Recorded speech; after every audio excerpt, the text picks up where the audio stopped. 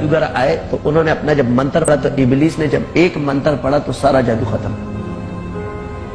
تو اس کے بعد کے جو الفاظ اس میں کیسے کہے کہ اتنا عاجز ہو کر تو اپنے آپ کو خدا سمجھتا ہے, اللہ اتنے کمالات دے کر مجھے اپنا بندہ نہیں سمجھتا.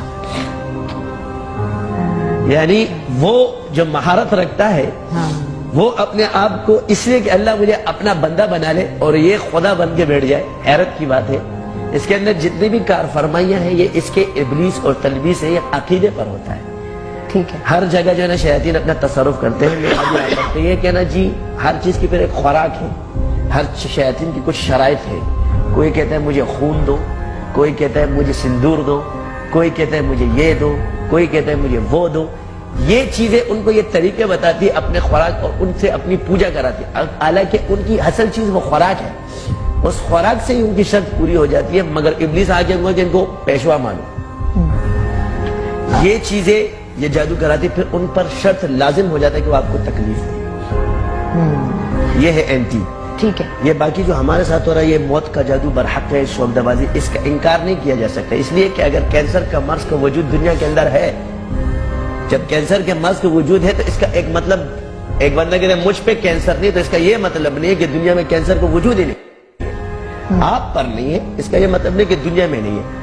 تو یہاں پر اکثر جو اشکالات ہیں جو ہمارے علماء, ہمارے عاملین حضرات, ہمارے جو عوام ہیں, ان کے کافی اعتراضات اور اشکالات اس میں یہ کیا علاج کے شرائط اکثر یہ ہوتے ہیں کیا ہے. ہر چیز کو پرکھنے کی جو کسوٹی ہے ہمارے پاس شریعت, قرآن, سنت, مجتہدین کا قیاس, بزرگان دین کے تجربات یا اپنی فرسودہ خیالات. اس پر جب ایک انسان, لازمی بات ایک عامل کے پاس جب جاتا ہے, وہ مسلمان اگر عالم کو دلائل شریعت سے قائل نہیں کرے گا تو عالم اس پر رد کرے گا. اس کا حق ہے, اس کا علم, اس کی دلیل ہے کہ اس کو رد کرے. تو اس کا جواب یہ ہے کہ ہر چیز کی پہلے تشخیص ہوتی ہے پھر علاج ہوتا ہے. آپ علیہ السلام پر جب جادو ہوا تو آپ علیہ السلام کو پہلے اس کی تشخیص کرائی گئی, مقام بتایا گیا خواب کے اندر, پھر اس کو علاج دیا گیا ہے سورہ فلق اور ناس. تو اس سے ثابت ہوا کہ تشخیص پہلے ہوتی ہے, علاج بعد میں ہوتا ہے. عبداللہ ابن مسعود رضی اللہ عنہ نے ایک بندے پر پھونک ماری, اس میں جو جن تھا وہ جل گیا. تو آپ علیہ السلام نے اس سے پوچھا کہ فلانے شخص کے پر آپ نے کیا پھونکا؟ تو انہوں نے کہا یا رسول اللہ میں نے پڑھا افحسبتم انما خلقناکم عبثا وانکم الینا لا ترجعون. تو فرمایا کہ اس کے وجود کے اندر جن تھا وہ جل گیا. اس سے بھی تین چیزیں ثابت ہوئی, جن کا جلانا ثابت ہوا, جن کا وجود کے اندر حلول کرنا ثابت ہوا, اور آپ علیہ السلام کا تشخیص کرنا ثابت ہوا. تو اس سے یہ ثابت ہو کہ جو رجال اللہ اس کے لیے اللہ نے پیدا کیے, جو اللہ والے, ان کو اس کی تشخیص کا علم ہوگا. اب اس کے جو تجربات ہیں, تو تجربات یا کسی ذرائع کو شریعت مانع نہیں کرتی. حضور کے دور میں بخار 102 103 کا وجود نہیں ہے, بخار کا وجود ہے, تھرمامیٹر کا وجود نہیں ہے, لیکن شریعت تھرمامیٹر کا انکار نہیں کرتی. آج مرگی کے جتنے امراض آپ علیہ السلام کے دور میں موجود تھے, لیکن اس کے جتنے بھی ٹیسٹ کے طریقے شریعت اس کا انکار نہیں کرتی. آج جتنے امراض, کینسر, باطنی, جتنے بھی امراض ہیں, اس کی جتنے بھی دلائل ہیں وہ ظنی ہے, کیفیات حقیقی کے انسان پر آتے ہیں.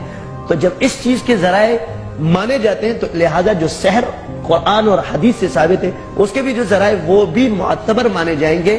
لیکن اس سے پتہ چل جائے کہ آپ کو کون سے لیول کا جادو ہے, یہ ایک صحیح علم جان سکتے. جب کسی شخص پر جادو ہوتا ہے اس کی اپنی فیلنگ, اس کی اپنی کیفیات, وہ خود کیسا محسوس کر سکتا ہے, اس پر ہم بات کریں گے اگلی بریک میں. اور اس پر بات کریں گے کہ پھر اس کو آج گھر بیٹھے یا اس وقت وہ کس طرح معلوم کر سکتا ہے کہ اس کے اوپر واقعی کوئی اثر ہے یا نہیں ہے.